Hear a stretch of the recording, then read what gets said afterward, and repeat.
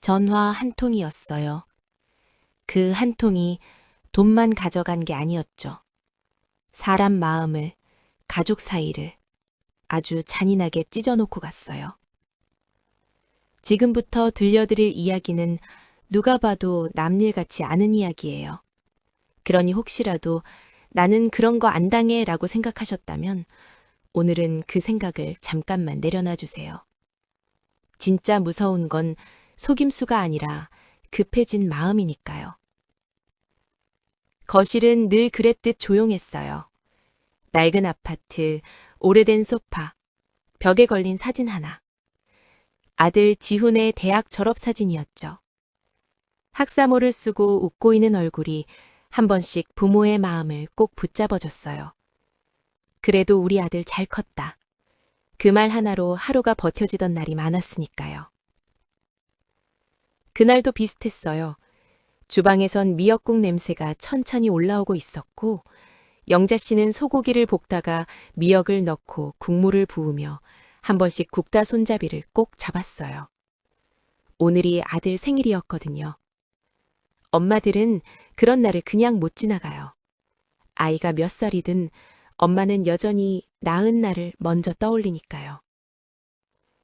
이 녀석이 생일인데 전화 한 통이 없네. 바쁘긴 얼마나 바쁜가. 영자 씨가 입으로는 투덜대면서도 사실은 휴대폰을 자꾸만 슬쩍슬쩍 쳐다봤어요. 혹시나 하는 마음이 자꾸 올라왔거든요.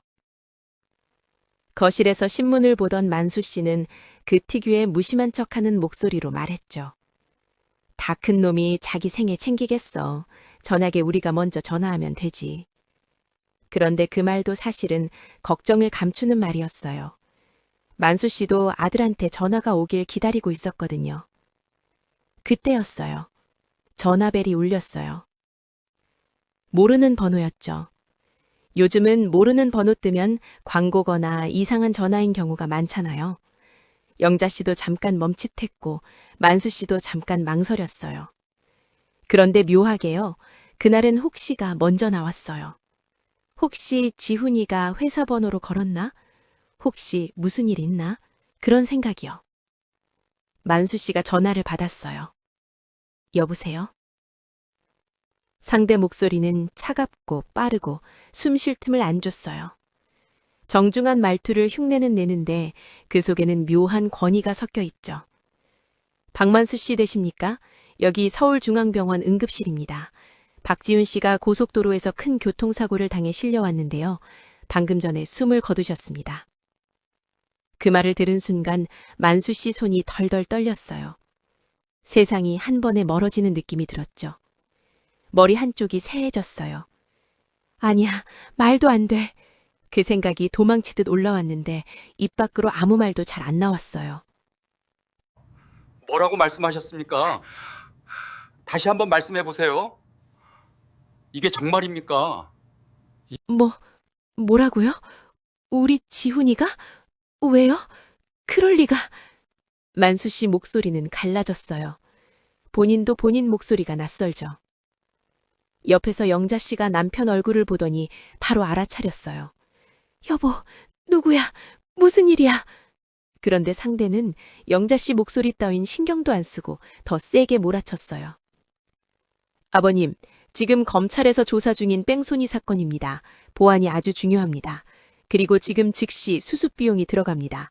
장례 비용과 수습 비용 3천만 원을 바로 입금하지 않으면 시체 인도 자체가 불가능합니다. 그대로 부병실로 넘어갑니다. 아드님 몸에 칼 대는 것 원하십니까? 부병이라는 단어가 나오는 순간 영자 씨 얼굴이 굳더니 그대로 주저앉았어요. 엄마들은요, 그런 단어에 더 약해요. 칼, 몸, 차가운 곳, 혼자. 그런 상상을 한 번 하면 멈추질 않거든요. 영자 씨가 울부짖었어요. 안 돼! 우리 지훈 안 돼! 여보, 빨리 돈 보내! 우리 아들 춥고 무서운데 혼자 두면 안 되잖아. 그때부터 집안 공기가 달라졌어요. 평소에 조용한 거실이 아니었죠. 숨소리도 가빠지고 발이 허둥대고 말이 겹치고 머리가 돌기 시작했어요. 여기서 진짜 무서운 건 속임수의 말솜씨가 아니었어요. 그들은 딱 한 가지를 노렸어요. 사람을 급하게 만드는 거요. 급해지면 생각이 멈춰요. 생각이 멈추면 확인이 사라져요. 확인이 사라지면 결국 돈이 나가죠. 그게 그들이 제일 잘하는 일이었어요. 부부는 외투도 제대로 챙기지 못하고 집을 뛰어나갔어요. 엘리베이터 버튼을 누르는데 손이 떨려서 2번, 3번 눌렀고요. 아파트 로비를 지나가는데 다리 제발 같지 않았어요. 은행 ATM 앞에 섰을 때 만수 씨는 숫자를 제대로 누르지도 못했어요. 눈물이 나서 화면이 흐릿했고 손가락은 말을 안 들었죠. 영자 씨는 뒤에서 울면서 다그쳤어요. 당신 뭐해요? 빨리 눌러요. 우리 지훈이 어떡해? 만수 씨는 중얼거렸어요. 알았어. 하고 있어. 지훈아. 그 목소리가 너무 작고 떨려서 영자 씨는 더 미칠 것 같았죠. 그리고 그 순간 만수 씨 머릿속에 지나간 게 있었어요. 영하 15도 겨울 손가락이 부러졌는데도 헝겊 감고 벽돌을 날랐던 날들. 이 돈 모아서 우리 아들 대학 보내야지. 이 돈 모아서 영자 고생 좀 덜 시켜야지. 그렇게 30년을 모았던 돈이었어요. 돈이 아니라 삶이었죠. 그런데 그 삶이 버튼 몇 번에 끝났어요. ATM 화면에 이체 완료가 뜨는 순간 만수 씨 가슴이 쿵 내려앉았어요. 영자 씨는 됐지 하면서도 눈물만 더 쏟았고요. 그때 두 사람은 진짜로 믿었어요. 지금은 빨리 보내야 한다. 지금은 확인할 때가 아니다. 그게 가장 큰 함정이었는데도요. 집으로 돌아가는 길이었어요. 병원으로 바로 가자고도 못했어요. 상대는 계속 전화를 붙잡고 두면서 연락 끊지 말라고 했거든요. 아버님, 절대 끊지 마십시오. 외부에 알리면 사건이 커집니다. 그런 말로 겁을 주고 길을 눌렀죠. 그런데 집 현관문이 열렸어요. 그리고 멀쩡한 지훈이가 들어왔어요. 엄마, 아빠, 왜 불도 안 켜놨어? 왜 울어? 그 말이 왜 그렇게 잔인하게 들렸는지요. 만수 씨는 얼어붙어서 지훈을 봤어요. 지훈이냐? 너 살아있어? 말이 그게 말인가 싶었죠. 그런데 정말 그 순간에는 그 말밖에 안 나와요. 살아있으면 살아있는 게 맞는데 이미 마음이 죽음을 겪어버렸으니까요. 지훈은 어리둥절했어요. 무슨 소리야? 회의하느라고 전화 못 받았다고 사람을 죽여요? 그리고 그제야 영자 씨가 터졌어요. 안도감이 아니라 무너진 마음이 터지는 울음이었죠. 이놈아, 전화 좀 받아. 엄마가 죽는 줄 알았잖아. 영자 씨는 아들 가슴을 주먹으로 쳤고 지우는 어머니를 끌어안았어요. 그런데 끌어안는 팔이 이상하게 떨리더라고요. 엄마 몸이 떨리는 걸 지훈도 그제야 느낀 거죠. 그 순간 진짜 현실이 밀려왔어요. 아들은 살아있어요. 그런데 돈은 없어졌어요. 안도감은 아주 잠깐이었고요. 그 다음은 분노가 몰려왔어요. 왜냐하면 사람은요, 무너지면 원인을 찾거든요. 그리고 그 원인을 가장 가까운 사람에게 던져버려요. 그게 가족의 비극이죠. 만수 씨가 목소리를 높였어요. 이게 뭐야? 이게 뭐냐고. 당신이 옆에서 그렇게 난리를 치니까 내가 정신이 나가서 보냈잖아. 우리 전 재산이야, 전 재산. 영자 씨도 울면서 맞섰어요. 내 탓이야? 자식이 죽었다는데 안 미칠 어미가 어디 있어. 당신은 피도 눈물도 없어? 지훈이 두 사람 사이에 끼어들었어요. 그만해요. 둘 다 그만해요. 내가 찾아올게요. 진짜로요. 엄마한테 사과해요. 제발요. 그 말이 끝나기도 전에 만수 씨 입술이 떨렸어요. 사과해야 하는데 말이 안 나왔죠. 지훈아, 아버지가... 그때였어요. 전화기 너머로 갑자기 소리가 찢어졌어요. 급브레이크 소리, 그리고 둔탁한 충돌음, 짧은 비명, 그리고 정적. 지훈아! 만수 씨가 소리쳤어요. 영자 씨가 달려와서 만수 씨 얼굴을 보더니 바로 알았죠. 뭐야, 무슨 일이야? 만수 씨는 대답을 못했어요. 대신 전화기만 흔들었어요. 정적이 모든 걸 말해주고 있었거든요. 그날 밤 두 사람은 다시 병원으로 달려갔어요. 이번엔 진짜였어요. 이번엔 가짜가 아니었죠. 수술실 앞 복도는 차가웠어요. 새벽 4시, 형광등 불빛은 사람 얼굴을 더 창백하게 만들었죠. 영자 씨는 바닥에 주저앉아 손을 비볐고 만수 씨는 벽에 기대서 숨을 몰아쉬었어요. 아까 집에서 서로에게 던진 말들이 이 복도에서 더 잔인하게 되돌아왔어요. 그때 왜 그랬을까? 그때 왜 사과를 못했을까? 그 후회가 목을 쪼여왔죠. 간호사가 지나가며 말했어요. 보호자분들, 잠깐만 기다려주세요. 그 말이 그렇게 차갑게 들릴 수가 없어요. 기다리라는 말은 아무것도 할 수 없다는 말이거든요. 만수 씨는 결국 무릎을 꿇었어요.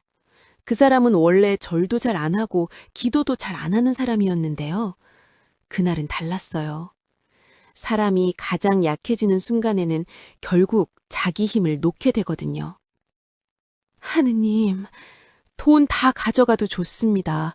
제 심장 떼어가도 좋으니 치훈이만 살려주세요. 제발. 만수 씨 목소리는 울음에 잠겨 있었고 영자 씨는 남편 손을 꼭 잡았어요. 여보, 우리 싸우지 말자.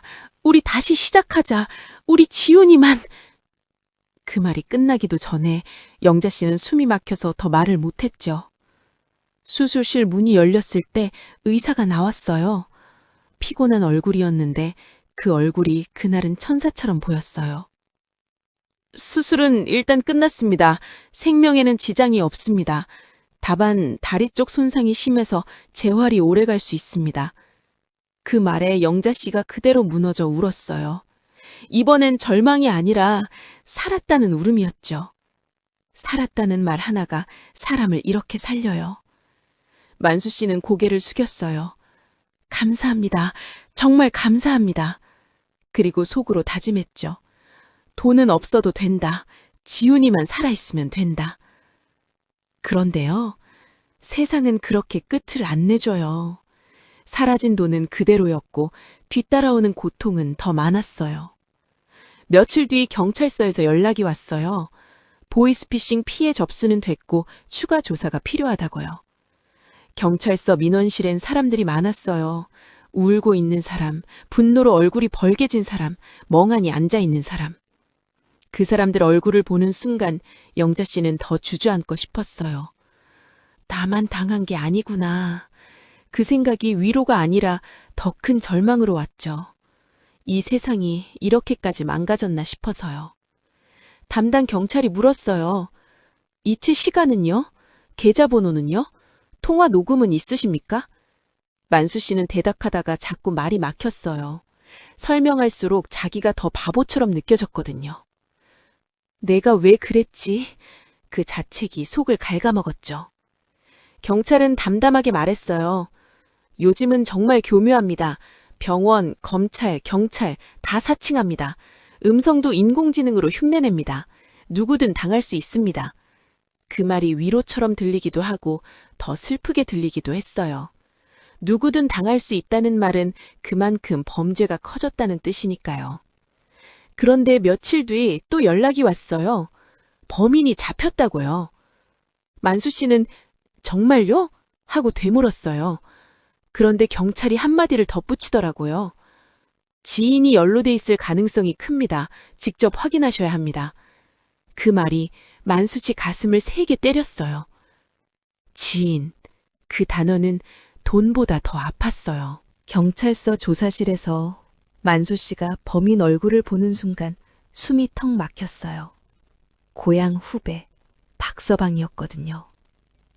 박서방은 고개를 숙이고 손을 비비고 있었어요. 명절이면 선물 들고 오던 사람이었고 형님 덕분에 우리 애가 하면서 웃던 사람이었죠. 그런데 그 얼굴이 그날은 낯설었어요. 사람이 죄를 지으면 얼굴이 달라진다더니 정말 그랬어요. 만수 씨가 떨리는 목소리로 물었어요. 박서방, 자네를 어떡해? 내가 자네 자식 학비까지 보태줬는데. 박서방은 울먹이는 척하며 말했어요. 형님, 빚이 너무 많았습니다. 진짜 죽을 것 같아서 형님이 예전에 통장 이야기하셔서 순간 욕심이. 영자 씨가 그 말을 듣고 갑자기 의자에서 벌떡 일어났어요. 욕심? 욕심이야? 우리 아들이 죽을 뻔했어. 우리 집이 무너졌어. 영자 씨 목소리가 떨리는데 그 떨림이 울음인지 분노인지 구분이 안 됐어요. 박서방이 더 비굴해졌어요. 죄송합니다, 형수님. 정말 죄송합니다. 그런데요, 그 말이 더 사람을 미치게 해요. 미안하다는 말이 돌려줄 돈이 되는 것도 아니고 찢어진 마음을 붙여주는 것도 아니니까요. 만수 씨는 한참 말이 없었어요. 분노가 치밀었는데 그보다 먼저 허무가 왔거든요. 내가 사람을 잘못 보았구나. 그 생각이 먼저였죠. 그런데 더 막장인 건 여기서부터였어요. 박서방이 조용히 정말 작게 한마디를 뱉었거든요. 형님, 사실은 제가 주범이 아닙니다. 저도 협박받았습니다. 그 말에 영자 씨 눈이 번쩍 뜨였어요. 무슨 소리야? 만수 씨고 고개를 들었죠. 박서방이 떨리는 손으로 휴대폰을 보여줬어요. 아이 사진이었어요. 그리고 문자들이 있었죠. 돈 못 채우면 네 애부터 끝난다. 형님 통장부터 털어. 오늘 안 하면 네 집으로 간다. 박서방은 눈물을 흘리며 말했어요. 형님, 저도 살려고 애 때문에 미친 짓을 했습니다. 그 말을 듣는 순간 영자 씨는 더 무너졌어요. 에? 그럼 우리 앤 뭐야? 우리 지윤이는 누가 지켜? 영자 씨가 울부짖었죠. 그게 막장의 시작이었어요. 피해자끼리 서로를 더 찢어먹는 구조. 범죄자들은 그걸 알고 움직여요. 한 사람을 망치고 끝나는 게 아니라 관계를 망치고 끝내는 거죠. 만수 씨는 숨을 깊게 들이쉬었어요. 그리고 아주 낮게 힘겹게 말했어요. 자네는 죗값을 치러야 해. 협박받았든 뭐든 우리 가족은 무너졌어. 자네는 벌 받아야 해. 영자 씨가 만수 씨를 쳐다봤어요. 여보, 설마 또 봐주겠다는 소리 아니지? 그 눈빛이요. 남편이 이 집을 지켜줄 사람인지 또다시 바보가 될 사람인지 확인하는 눈빛이었어요. 만수 씨는 잠깐 입술을 깨물었어요. 그때 그의 마음속에서도 전쟁이 났어요. 저놈을 그냥 죽이고 싶다. 그런데 저놈 애는 무슨 죄냐? 그런데 우리 애는? 그 생각들이 엉켜서 목이 메었죠. 그는 결국 이렇게 말했어요. 자네 가족은 내가 도울 수 있는 만큼만 돕겠다. 하지만 자네는 교도소에서 제대로 반성해. 그리고 내가 죽기 전에 우리 돈 한 푼이라도 더 돌려놔. 그 말이 용서로 들릴 수도 있지만 그건 용서가 아니었어요. 만수 씨가 자기 삶을 다시 세우기 위한 정리였죠. 그런데 영자 씨는 그 정리를 받아들이지 못했어요.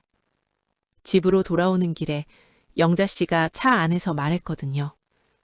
여보, 당신이 그러니까 사람들이 당신을 이용해 먹는 거야. 만수 씨는 대답을 못했어요. 그 말이 틀렸다고도 못하고 맞다고도 못하겠더라고요. 그날부터 부부는 다시 흔들리기 시작했어요. 돈이 없어져서가 아니라 신뢰가 흔들려서요. 지우는 병원에서 재활을 시작했어요. 다리를 움직일 때마다 얼굴이 찡그러졌고 땀이 뚝뚝 떨어졌어요. 그런데 지훈이 더 아파한 건 다리보단 마음이었어요. 엄마, 아빠, 나 때문에 이렇게 된 거잖아. 지훈이 어느 날 밤에 병실에서 그렇게 말했거든요. 영자 씨는 그 말에 가슴이 찢어졌어요. 네가 왜 네 탓을 해? 네가 뭘 했다고.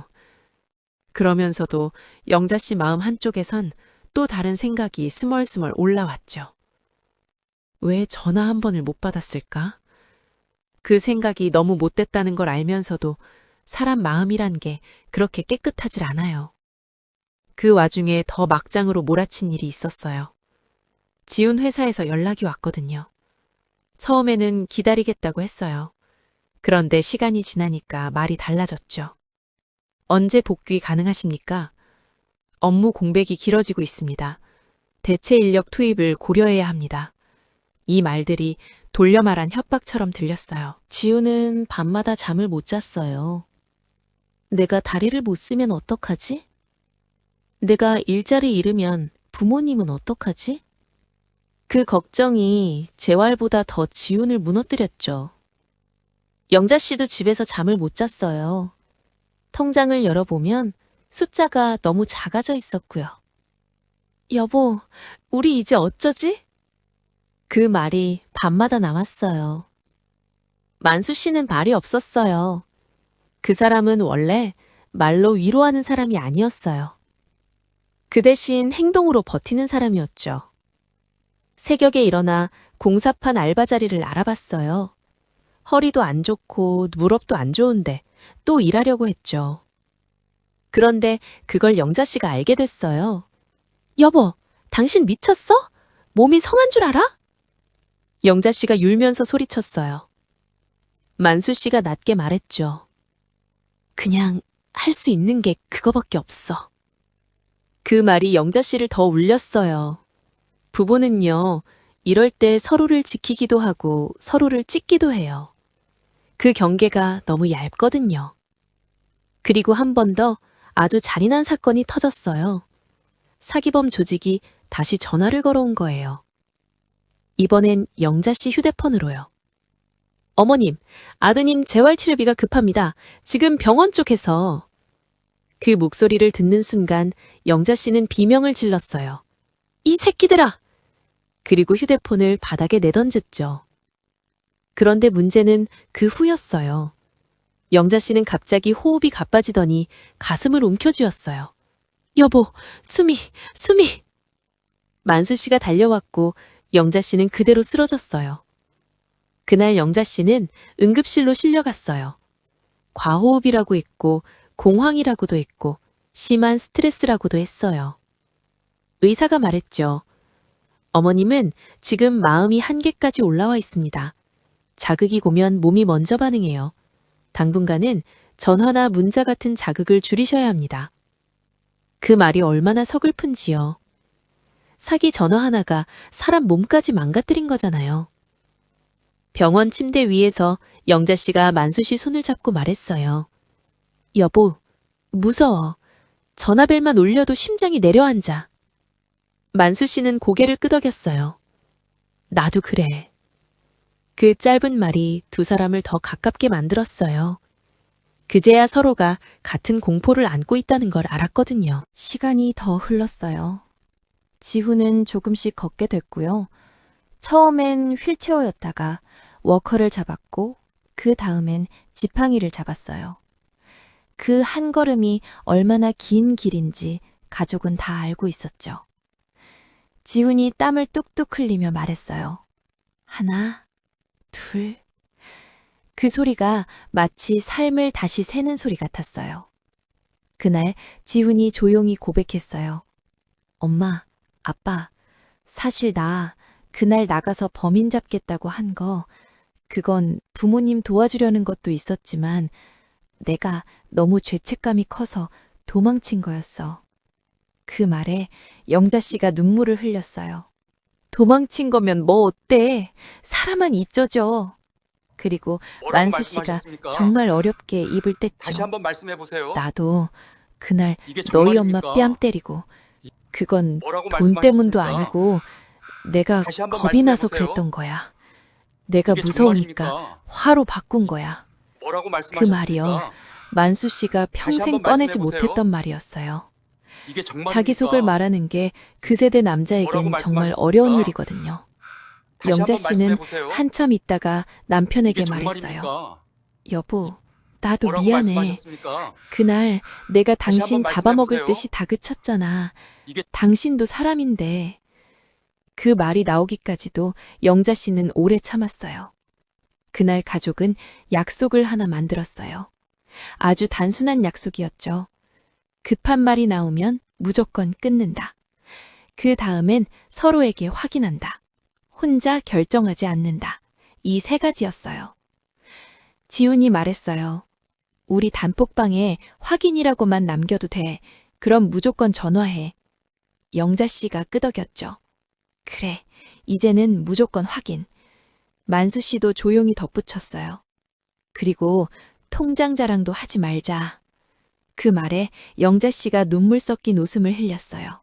그래, 여보. 우리 이제 조용히 살자. 그런데요, 막장의 끝은 늘 한 번 더 오더라고요. 박서방 사건이 재판으로 넘어가면서 박서방 아내가 영자 씨를 찾아왔어요. 저녁 무렵이었어요. 초인종이 울렸고 문을 열었더니 낯익은 얼굴이 서 있었죠. 박서방 아내였어요. 아이 손을 잡고 있었고요. 눈은 퉁퉁 부어 있었어요. 형님, 형수님. 그 여자는 문 앞에서 그대로 무릎을 꿇었어요. 제발 애들만은 살려주세요. 영자 씨는 그 순간 숨이 막혔어요. 왜냐하면 그 장면이 너무 잔인하잖아요. 가해자 가족이 피해자 앞에서 무릎을 꿇는 장면. 그 자체가 또 다른 상처였어요. 피해자는요, 이럴 때 착해질수록 더 괴로워요. 영자 씨가 떨리는 목소리로 말했어요. 당신, 지금 이게 뭐 하는 거야? 박서방 아내가 울면서 말했죠. 저도 몰랐어요. 정말 몰랐어요. 남편이 그런 짓 하는지, 애들 학원비 못 내고 집세 밀리고 저도 미쳐버릴 것 같아요. 그 말을 듣는 순간 영자 씨 마음속에서 두 가지가 싸웠어요. 불쌍하다와 미치겠다가요. 그 불쌍함이 영자 씨를 더 화나게 만들었어요. 왜냐하면 우리도 불쌍하니까요. 우리도 무너졌으니까요. 영자 씨는 결국 소리쳤어요. 불쌍하면 다야? 우리 아들은 죽을 뻔했어. 우리 집은, 우리 인생은 누가 책임져? 그 말이 끝나자 박서방 아내는 더 울었어요. 아이도 울었고요. 아이 울음소리가 현관에 울릴 때 영자 씨는 더 흔들렸어요. 아이 울음은 엄마 마음을 찢거든요. 그때 만수 씨가 나왔어요. 그리고 조용히 말했어요. 일단 들어와서 물 한 잔 마시고 이야기하자. 영자 씨가 만수 씨를 노려봤어요. 당신 지금 또 착한 척이야? 그 눈빛이었죠. 하지만 만수 씨는 그날 영자 씨 손을 살짝 잡았어요. 그리고 아주 작게 말했죠. 영자야, 우리도 그때 누가 손잡아줬으면 좋았잖아. 그 말에 영자 씨가 입술을 깨물었어요. 눈물이 올라왔죠. 그래요. 그때 우리도 손이 필요했어요. 그런데 그 손이 없었어요. 결국 박서방 아내는 울면서 돌아갔고 만수 씨는 그날 밤 한숨도 못 잤어요. 영자 씨도 마찬가지였고요. 둘 다 옳은 선택이 뭔지 모르겠더라고요. 사람을 미워하면 마음이 썩고 사람을 이해하면 내가 더 망가지는 기분이니까요. 그날 이후 영자 씨는 남편에게 말했어요. 여보, 나도 당신처럼 살고 싶어. 근데 난 아직은 못하겠어. 만수 씨는 끄덕였어요. 그래, 괜찮아. 천천히 가자. 그 말이요. 그 말 하나가 영자 씨를 살렸어요. 내가 나쁜 사람이어서 그런 게 아니구나. 그렇게 느끼게 해줬거든요. 가을이 깊어졌어요. 지우는 지팡이를 짚고 밖으로 나오기 시작했어요. 처음엔 공원 입구까지도 힘들었는데 어느 날은 벤치까지 걸어갔어요. 그날 세 가족은 도시락을 싸서 공원 벤치에 앉았죠. 보리차 한 모금 마시고 계란말이 한 입 먹는데요. 그 평범함이 그렇게 눈물 나더라고요. 사람은 큰 걸 잃고 나서야 작은 게 얼마나 귀한지 알아요. 지훈이 말했어요. 아빠, 회사에서 이번 달부터 복귀 가능하대. 만수 씨는 고개를 끄덕였어요. 그래, 천천히 해. 건강이 먼저다. 영자 씨는 지훈 얼굴을 한 번 더 봤어요. 살아있는 얼굴. 그 얼굴이 그날은 더 또렷했죠. 영자 씨가 손을 내밀며 말했어요. 여보, 손 좀 잡아봐요. 바람 차. 만수 씨가 영자 씨 손을 꼭 잡았어요. 주름진 손, 거친 손, 그래도 따뜻한 손. 그 손을 잡고 만수 씨가 낮게 말했죠. 영자야, 50년을 같이 살았는데 이제야 당신 손이 이렇게 따뜻한 줄 알았어. 영자 씨는 대답 전에 손을 더 꼭 잡았어요. 그게 대답이었죠. 지우는 그 모습을 보면서 마음속으로 생각했어요. 집으로 가는 길이란 건 결국 이런 거구나. 돈이 있든 없든 누가 잘했든 못했든 결국 손을 놓지 않는 길. 그 길이 집으로 가는 길이구나. 마지막으로 이 말은 남기고 싶어요. 보이스피싱은 돈을 노려요. 그런데 진짜로 훔쳐가는 건 돈이 아니라 마음이에요. 서로를 의심하게 만들고 서로를 탓하게 만들고 가족이 가장 약한 순간을 찌르죠. 그러니 여러분, 급한 전화가 오면요, 무조건 끊으세요. 그 다음에 확인하세요. 혼자 결정하지 마세요. 그리고 무엇보다요, 가장 힘든 순간에는 서로를 찌르기보다 한마디만 먼저 건네주세요. 괜찮아. 당신 잘못 아니야. 우리 같이 하자. 그 한마디가 가족을 살리기도 하더라고요. 오늘 이야기 들어주셔서 고맙습니다.